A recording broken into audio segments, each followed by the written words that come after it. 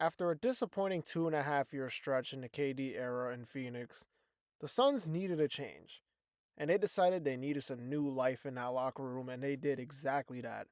They moved off of Kevin Durant in the summer and sent him to Houston in the offseason for Jalen Green, Dylan Brooks, and like a million random picks from that huge, what became a 7 team deal.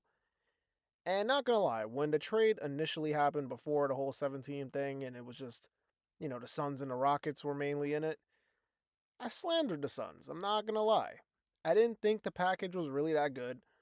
I mean, I thought, you got Jalen Green, a guy who's, to me, kind of has the RJ Barrett feel where it's like, all right, he's good, but how much better is he really going to get?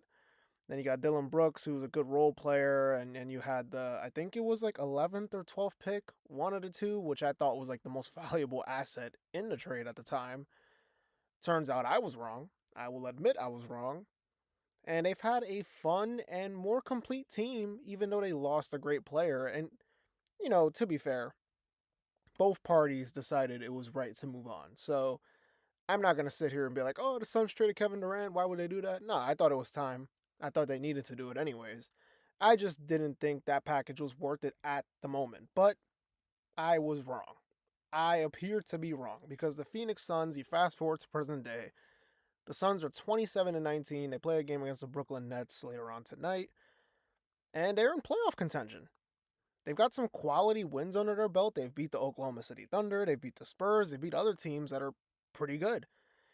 And this team is mainly known for their defensive impact. And it's obvious. Even when you see it on the screen and you watch them play, it pops off.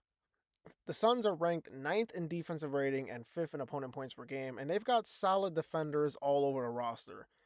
And when you watch them, you could just really tell they've got great buy in from the roster, and they're doing a great job of trying to max out their potential. Offensively, the Suns are pretty much a mediocre team. They're not bad, but they're not like good either. Kind of somewhere in the middle, but they've got some like good individual seasons from some of these guys on the roster. And one of the guys I want to talk about is Dylan Brooks because this guy has had a complete turnaround from a reputation standpoint for his career. Remember when he was basically getting all the blame for their shortcomings and they needed to move on from him, and they did. And basically, when he was a free agent, when he signed with Phoenix or when he signed with Houston, people really thought that contract was insane.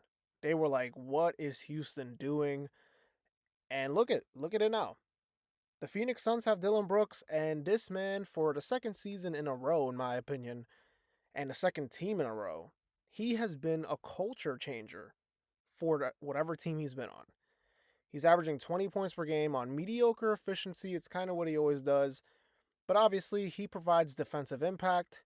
And he just has impact which is bigger than the stat sheet. And that's something that's always going to be valuable, in my opinion. Dylan Brooks has become one of my favorite players in the league. And to be honest, even when he was in Memphis and he was catching a lot of slander for being quote unquote corny and, this fake enforcer guy, I always liked him.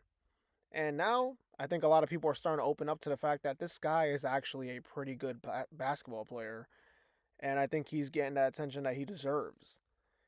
Phoenix also has some good seasons going from guys like Grayson Allen, Colin Gillespie, who's having a pretty good year, Royce O'Neal, and others.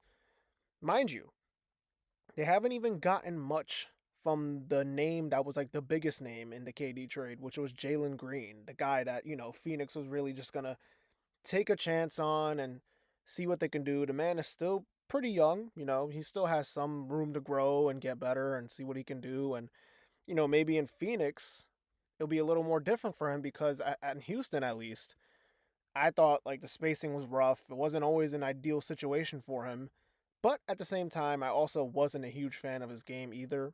So I can't sit here and act like, oh, in Phoenix, he's just going to magically become this guy who's like a high level scorer and he lives up to his potential and he ends up becoming like this superstar level player. I'm not going to buy into that fully. But there is a world where it works out in Phoenix and he's putting up some better numbers, kind of like RJ in Toronto. Maybe it works out for him like that. He's only played 4 games this year. He's been in and out with the hamstring or mainly out really, but he's been out with the hamstring. I think he recently came back. I don't know if he's playing tonight. I won't lie. I don't know right now, but yeah, getting him into the fold and seeing what he can do will be nice as well.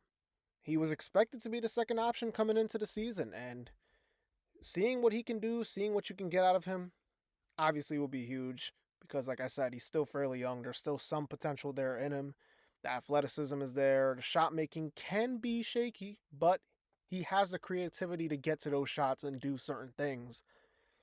Then there's the obvious Devin Booker, kind of flying under the radar this season, mainly because people just kind of counted Phoenix out at the start of the year, so nobody really cared, but he's still a 25-point per game guy. He's still, it feels like he's been in the league for a million years, but he's still in his prime. It's not like he's like getting out of his prime. He's averaging 25 a game, like I mentioned before. The 3-point efficiency is a little bit weird. I mean, he's shooting like 5 a game and he's shooting like 31% or something like that, which is not the Devin Booker I know, but he's still a bucket getter, still a guy that you can count on to get you that bucket whenever you need it. Now, obviously, are the Suns a title contender by any means? No. And if you ask me, are the Suns a team with a super duper bright future? That's an I don't know. The pick situation's a little bit spotty. The young talent isn't like oozing through the screen when I watch it play. Like they got good role players. Devin Booker's there. Jalen Green has barely played, like I said. And they got guys, but I'm not like, yeah, they don't got like a cornerstone piece from that KD trade that I'm like, oh, this is the guy that's gonna like go with Devin Booker and take this team to the next level for the next 5 years. No. So I don't know about their future, but if we're talking about the right now, the present day, the Phoenix Suns are a cool little team. And you know what? I could see them playing whoever in a first round series if they can get there. And it could be tough because I think this Phoenix Suns team is scrappy to get after it. They're solid enough offensively to compete in games. And yeah, they'll probably lose in the first round, keeping it real, but I think it'll be a hell of a first round series and a tough one for whoever they match up with, that's for sure. Anyways, that's going to do it. Don't forget to like, comment, and subscribe. This has been the checkup. See y'all in the next video. Peace.